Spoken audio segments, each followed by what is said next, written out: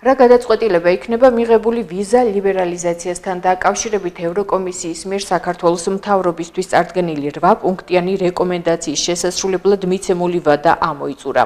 გაუქმებენ თუ არა საქართველოს მოქალაქეებს ევროკავშირის ტერიტორიაზე უვიზო მიმოსვლის შესაძლებლობას, ეს ამ ეტაპზე უცნობია. გორში ოპოზიცია მმართველ გუნდს აკრიტიკებს და მთელ პასუხისმგებლობას მას აკისრებს.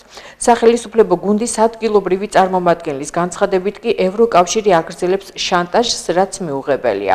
შეგახსენებთ, რომ ევროკომისიის მოთხოვნებს შორის არის ევროკავშირის სტანდარტებთან შეუსაბამოდ მიჩნეული 2 კანონის, მათ შორის ოჯახური ღირებულებების შესახებ და გამჭვირვალეობის შესახებ კანონების გაუქმება. პასუხისმგებლობა იმაზე, რომ მაღალი ალბათობით საქართველოს დაკარგავს ვიზა ლიბერალიზაციას, სრულიად ეკისრება ქართულ ოცნებას, რომელმაც ყველაფერი გააკეთა იმისათვის, რომ ევროპასთან, ასე ვთქვათ, დამაკავშირებელი ჯაჭვები გადაეჭრა.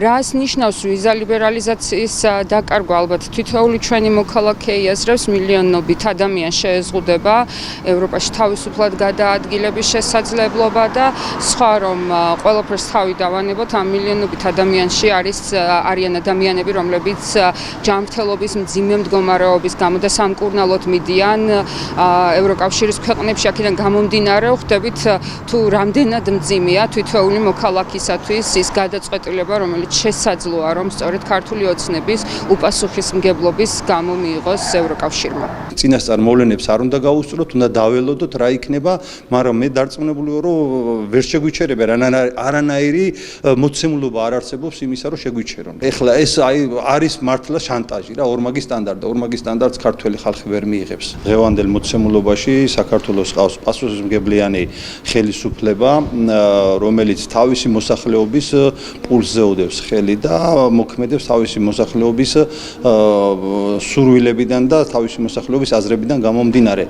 რა თქმა უნდა, ის რომ ვიზა ლიბერალიზაცია შეიძლება შეგვიწყვიტონ, მე ვფიქრობ, ჩემი აზრია, ეს არის ორმაგი სტანდარტი, ის ევროპული ქვეყნები, რომლებიც მსგავს განცხადებებს აკეთებენ, ევროპული ქვეყნების წარმომადგენლები, უფრო შანტაჟისა და ჩაგვრის ელემენტებს ხედავ აქედან, იმიდან გამომდინარე, რომ ის რაც შეიძლება იმათ ქვეყნებში იყოს დაშვებული, ვთქვათ, გამჭვირვალობა, ვთქვათ, ოჯახური სიწმინდის შესახებ კანონი და ასე შემდეგ, თუ იმათ ქვეყნებში შეიძლება და მიღებულია და ეს ნორმა, რატომ არ უნდა იყოს ჩვენს ქვეყნებში?